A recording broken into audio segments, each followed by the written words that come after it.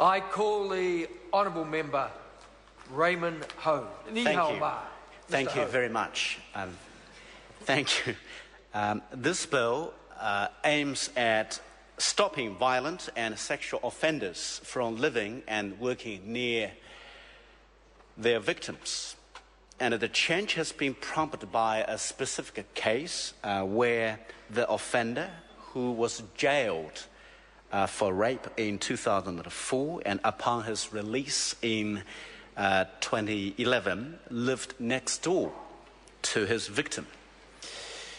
Police at that time had no power to force him to move away. So there is obviously a gap in the protection available to victims of serious violence and sexual crime.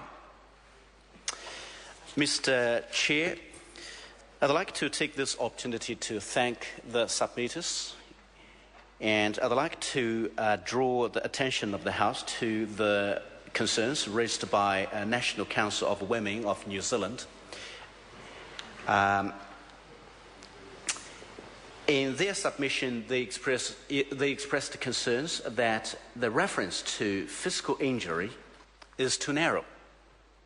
It was suggested that the definition should include reference to suffering, mental torment, torture, mental and psychological harm, emotional injury, and traumatic stress.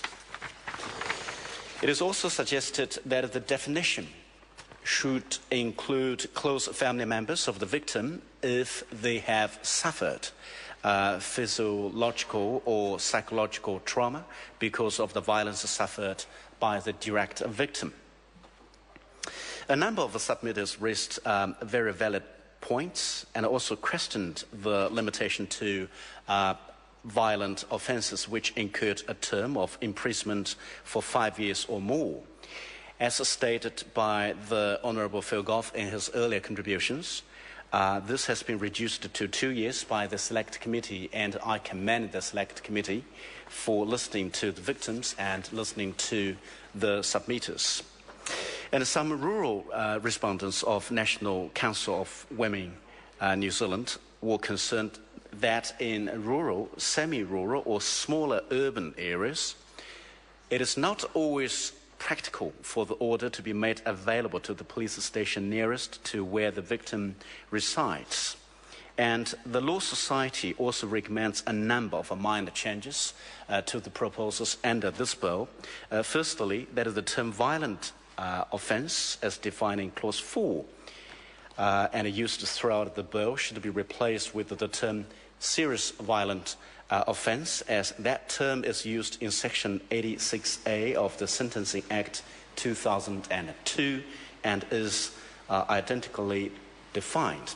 And secondly, Clause 17 and Sub 2 requires information about the non-contact orders, including the making, varying and discharging of a non-contact order to be made available to police. Clause 17 Sub 3 Sub C allows for the order to be sent by ordinary post.